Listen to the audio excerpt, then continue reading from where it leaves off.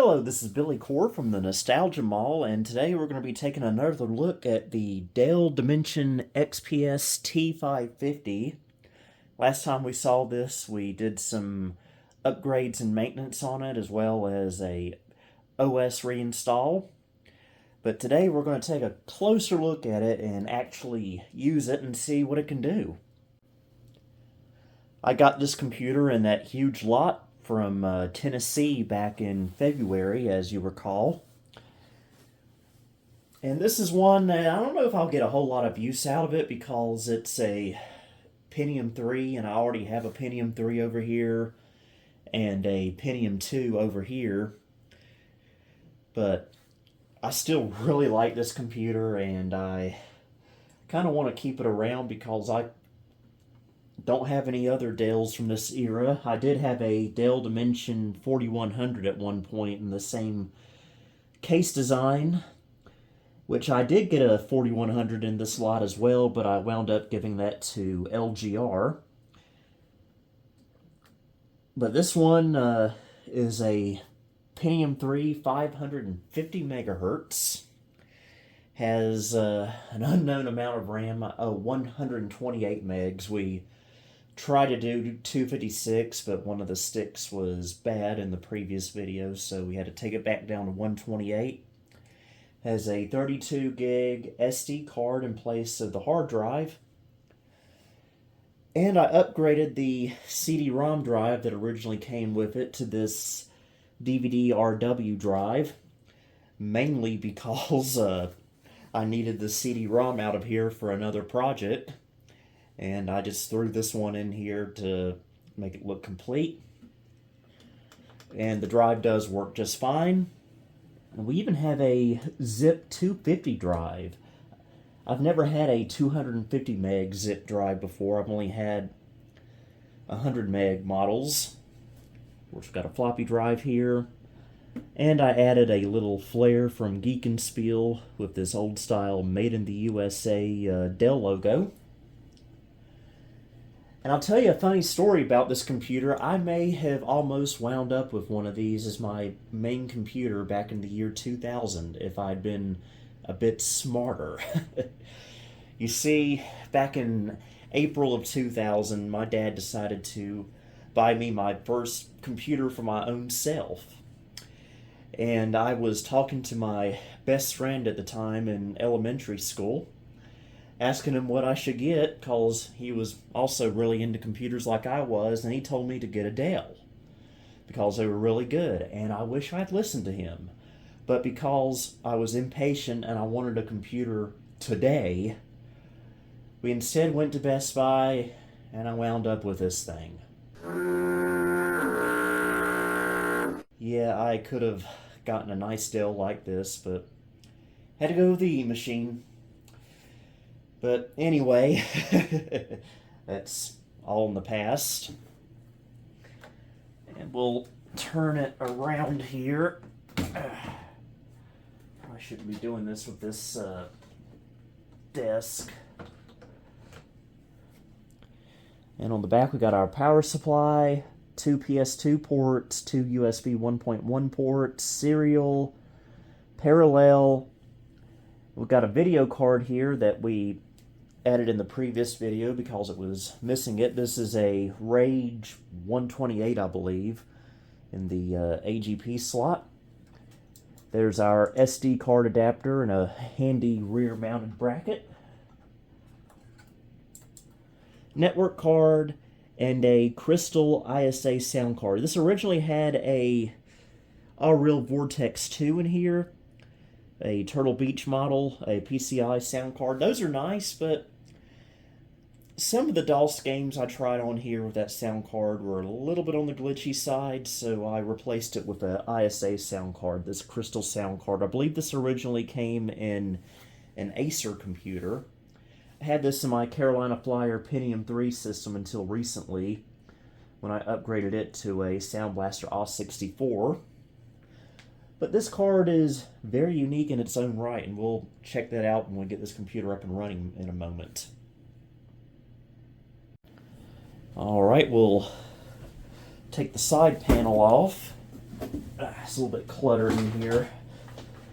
So if I fall down and break my neck and crack my skull, you'll know why. Of course, I don't think YouTube would allow that. This may wind up on Live Leak instead. Is that place even still around? There we go. Takes a little bit of pressure. There we go. Alright, going handheld for this. There's our 128 meg of RAM. I could upgrade it again to 256, but you know what, 128 is plenty for this computer. And there's our CD drive, or DVD-RW drive, I mean, zip drive, floppy. That's where the hard drive used to be until I switched over to the SD card adapter. The CPU is under this little plastic bezel that I'm afraid to take off.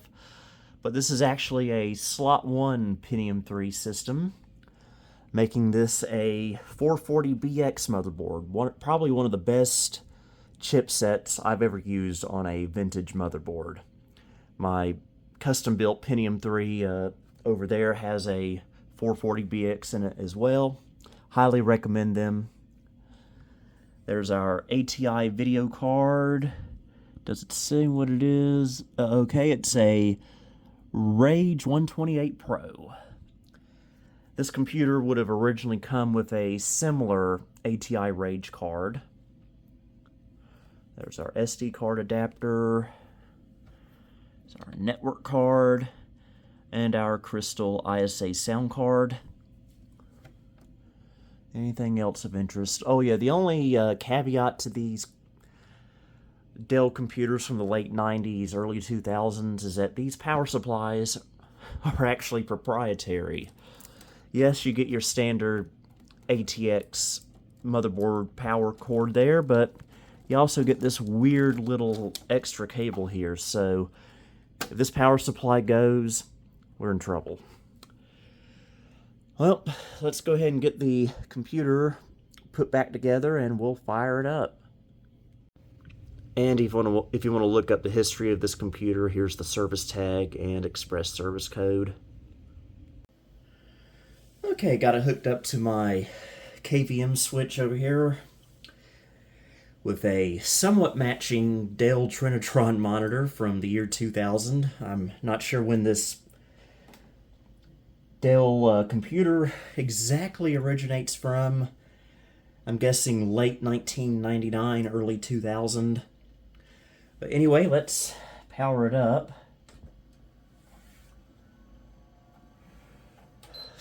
Let's switch inputs, that's always a good idea. And we'll see if we can get into the BIOS. Alright, here we are. 550 megahertz Pentium 3, 128 megs of RAM. Date and time is correct because we replaced the CMOS battery last time.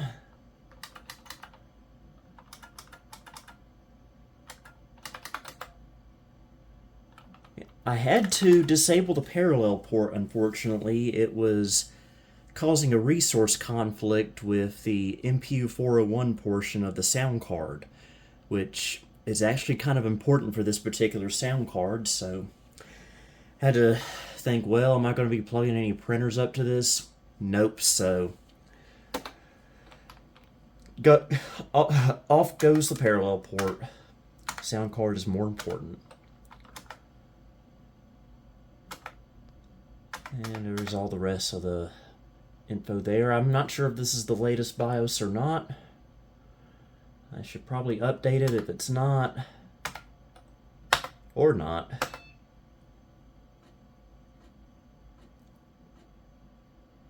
Right, booting into Windows 98, which is what I believe originally came with this computer. Windows 2000 would be another good option for this computer. And I got the original Dell wallpaper on here. This is the first time it's been hooked up to this monitor, so it's having to pick it up.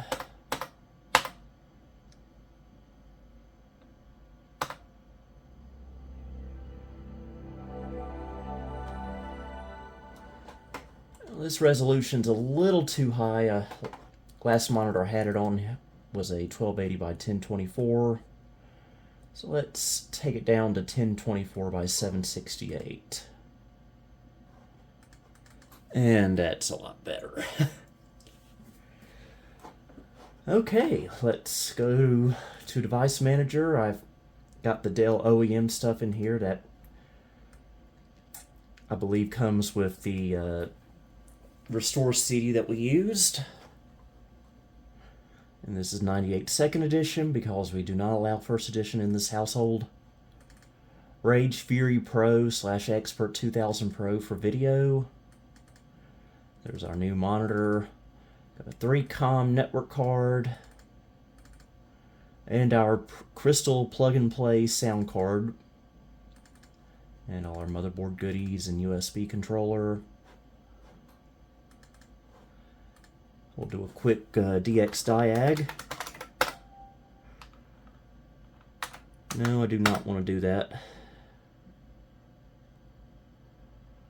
I'll let it scan everything. Doesn't know what model it is. But it does know it's a Dell. Keeps seeking that floppy drive.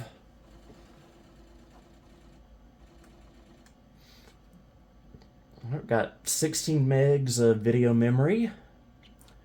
BIOS dates from September of 2001. And it supports all your 3D acceleration. So let's take a look at the software I have on here. Quite a bit, actually. On a computer like this, I like to install everything. From the early 90s to the early 2000s. I believe this computer probably would have come with Microsoft Work Suite 2000, which is what I have installed on here. Which also would have come with Word 2000. Oh, good, that paperclip didn't show up. Also comes with Encarta 2000. Microsoft Home Publishing 2000.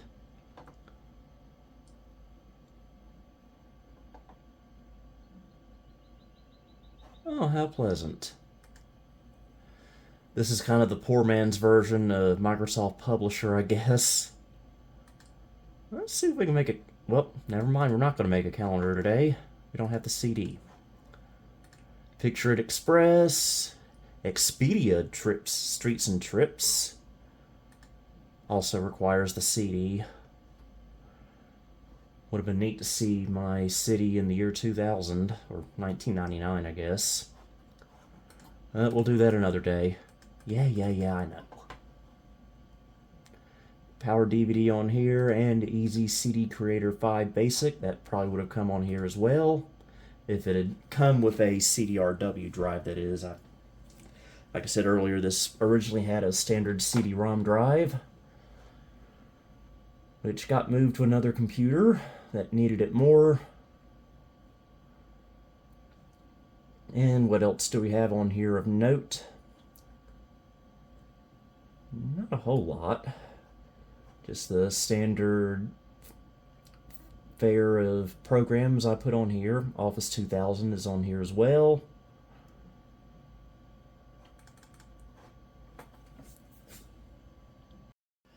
Okay, we're going to play a couple of games, and we're going to play some games I've actually never played on the channel before. Well, this first one I've kind of played, but it was a different version.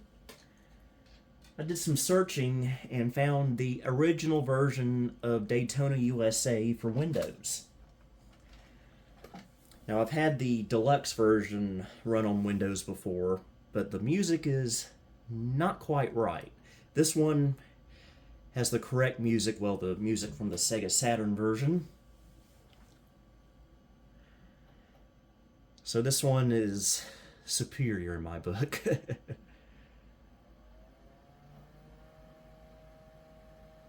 comes auto run.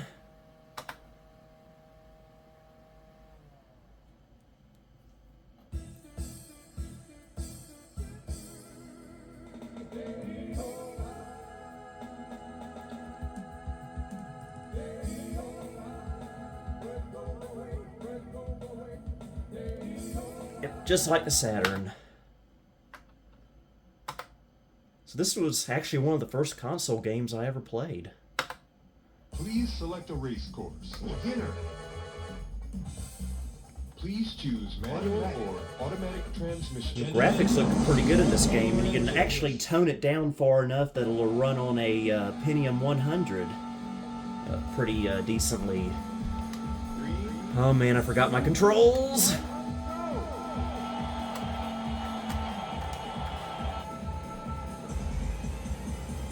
Okay, that wasn't the accelerate.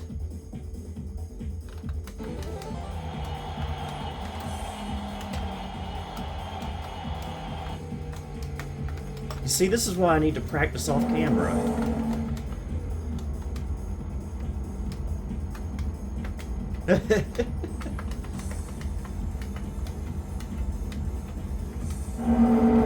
I am not going to win any rewards with this. Where's the accelerate? Where's accelerate?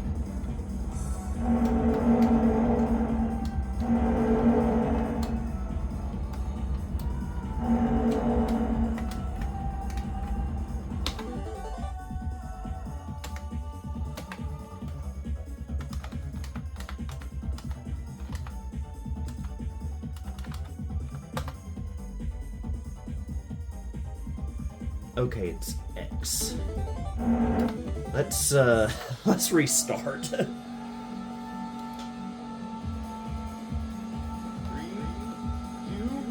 1, go! There we go. Now I feel like a functioning member of society.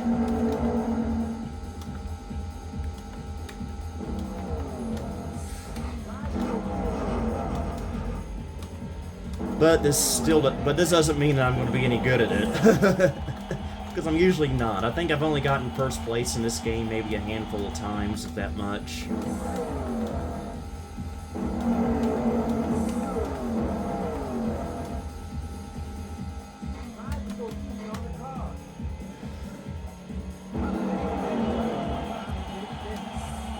I love the NASCAR style accent these guys have in here.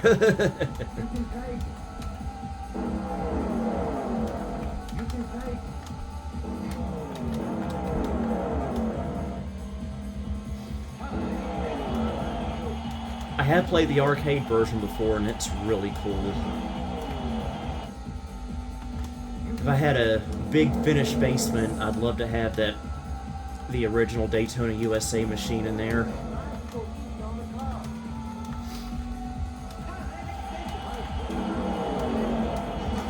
Oh, what? Where'd those guys come from?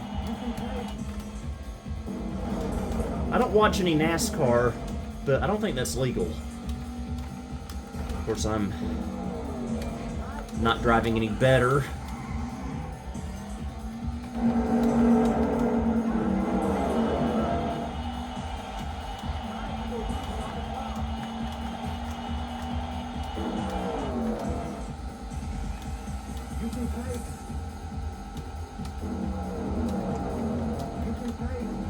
You can take it.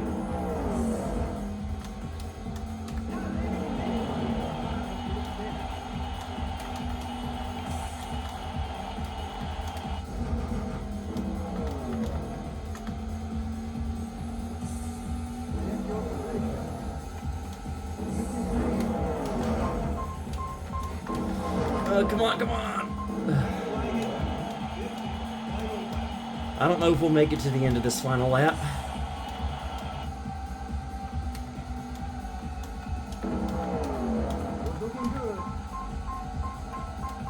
I think that's going to be a no. Oh, just barely missed it. 12.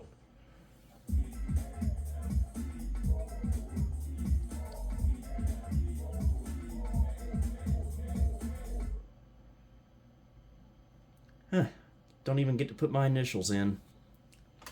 Alright. Okay, this next game is one that I never knew had a PC port until just the other week. And this is a game that I played countless times on the Nintendo 64 as a child. And if I had known this had a PC version, I would have flipped my lid. And this is Gex Enter the Gecko, or Gex 64 as it was on the N64. Now, I knew they had a PC port of the original Gex. I never knew they had this one on the PC.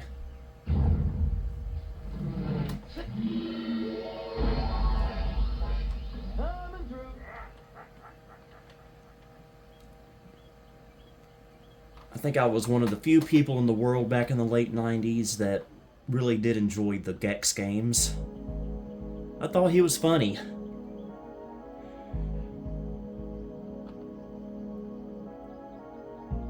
Apologies for the refresh rate there. Can I change that? I wonder. Probably not. But it doesn't hurt to look.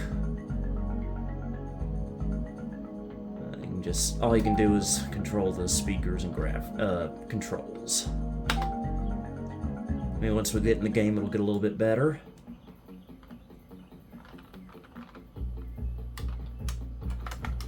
Okay, gotta remember the controls on here as well.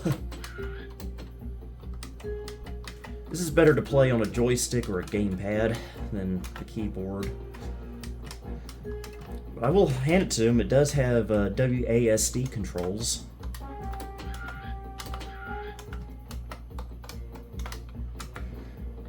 And this game looks really good on this computer. And this monitor. Okay, how do I whip?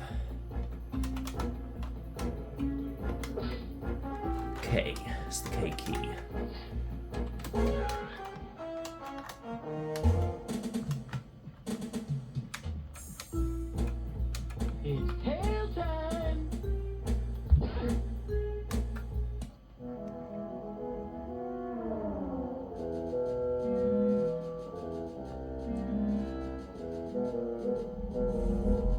Cheech and or Chong, report to the front desk.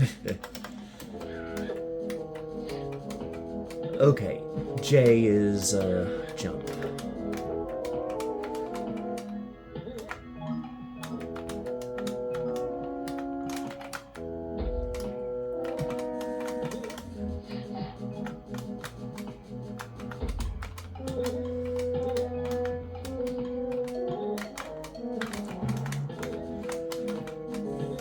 And yes, this is a clicky Model M I'm using. But I'm also playing it from a weird angle, so please forgive me. I might not be at my best.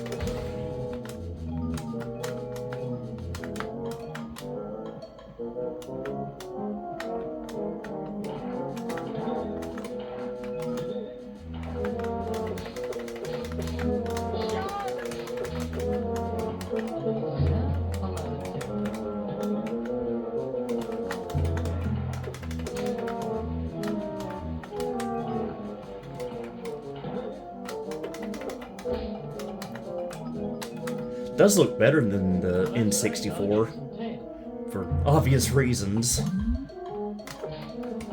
Slip of the tongue.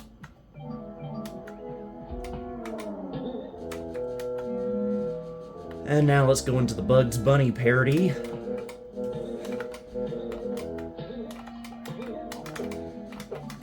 And there's a off-brand Great Value Walmart Elmer Fudd.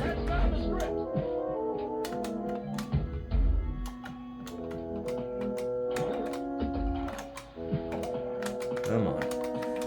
You can do it.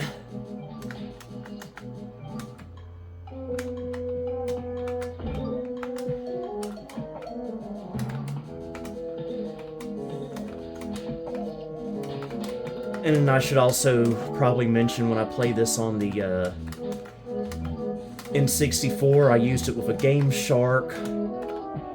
Game Shark is not available here, so I'm a lot more vulnerable.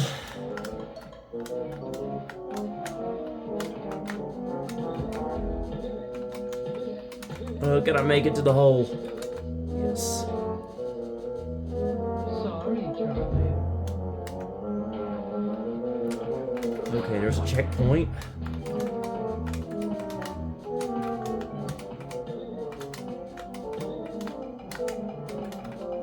Ah! Oh, I forgot there's a breeze that comes through there. Ugh.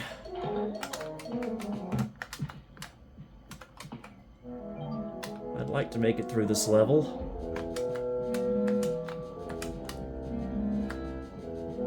And remember, kids, never buy marmalade from a guy in a top hat.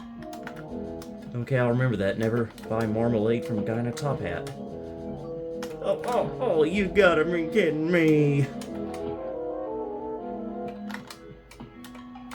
Why, did you flunk out a nasty can?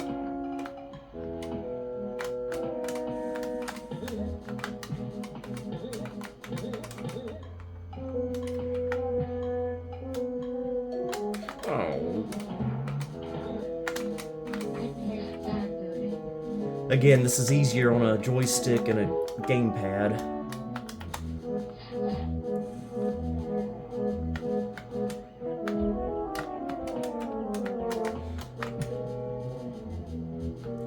Alright, made it over here, at least.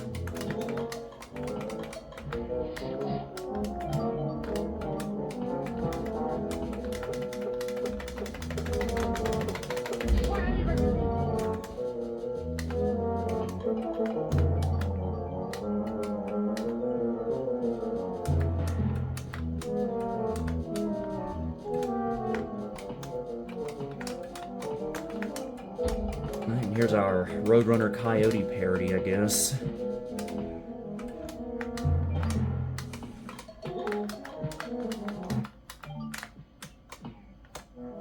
Oh, come on.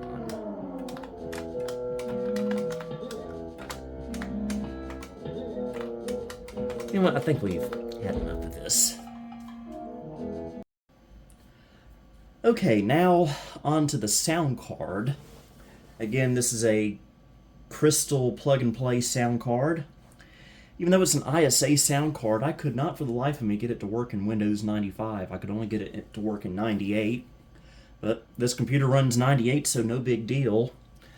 But what makes this sound card interesting is not only do you get your basic FM synthesis ad-lib style stuff, you also get Roland MPU 401 support. It kind of emulates a Roland MPU 401.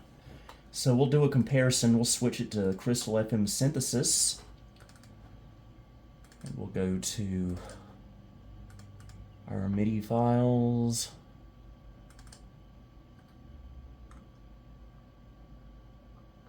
Here's Passport.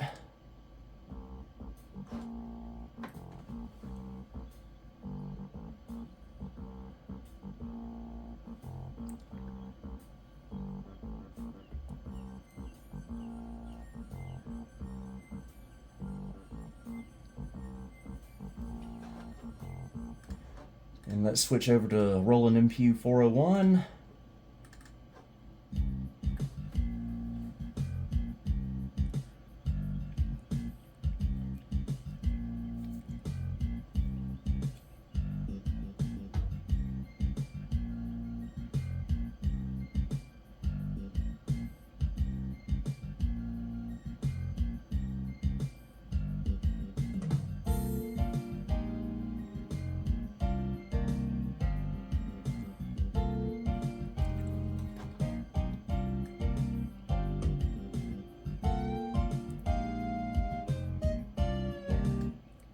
Not quite a Roland MPU 401, but it's pretty close, I will say. Of course, I've never owned a real one. And that means we can use the Roland MPU 401 setting and General MIDI, for that matter, in DOS games. So not only do you get generic ad-lib like in Skyroads here,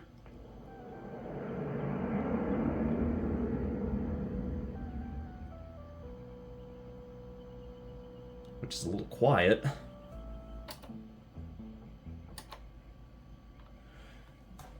but if we go to something like, let's find a good one. Wacky Wheels.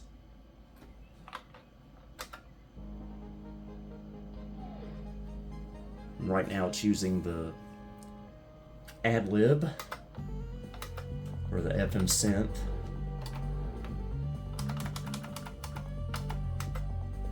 So yeah, I think we have to actually go into the game setup file to adjust that. Sound setup.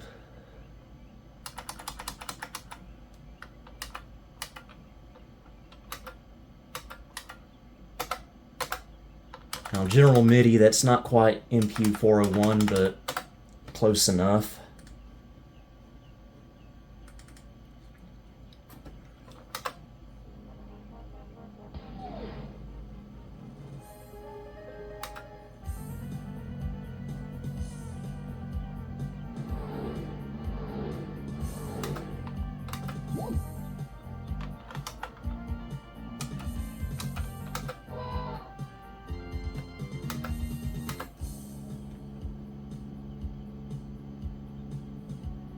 See, it does sound different.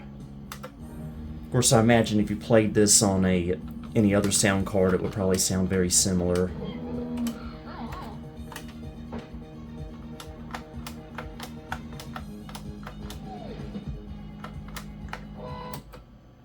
What? Windows! Don't do that!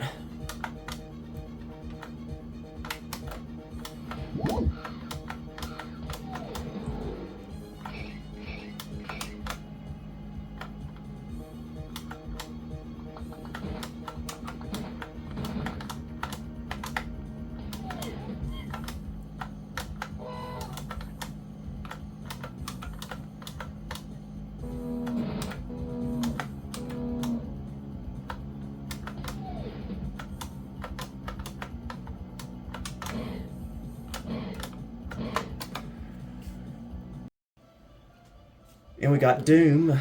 I have it set to Roland Sound Canvas.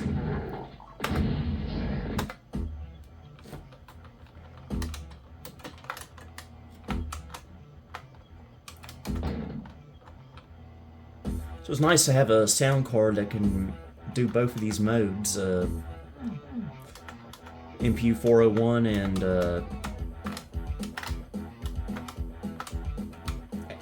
FM synth.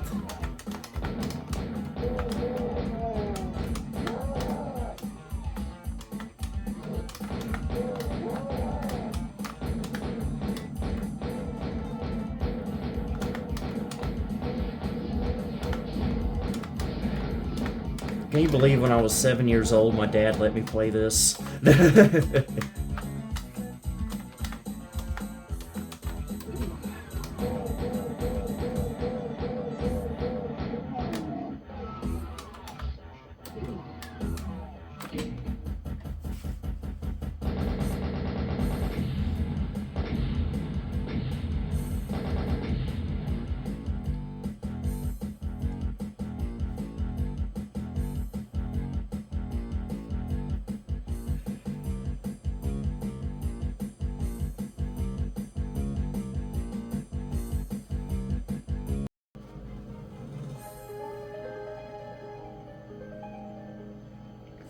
Okay, another game that can use the sound canvas.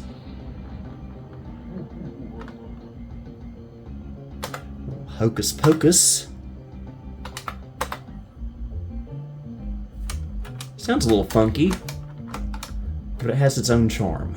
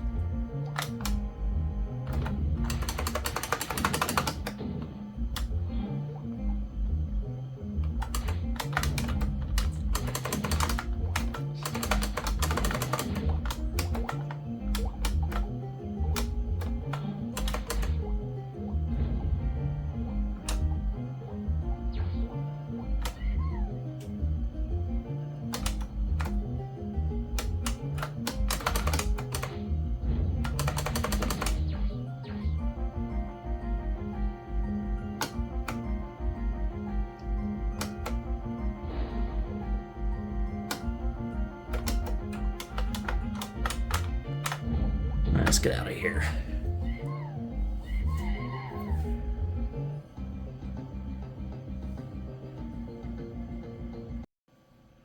Alright, I think that's about all there is to show with this Dell Dimension XPS T550. I keep forgetting what the model number is. I have to look every time I say it.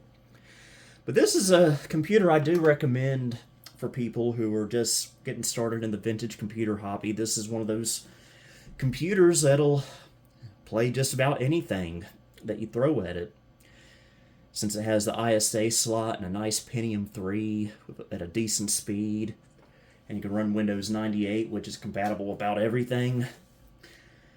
So I hope you did enjoy this video, and until next time, this is Billy Core, signing off.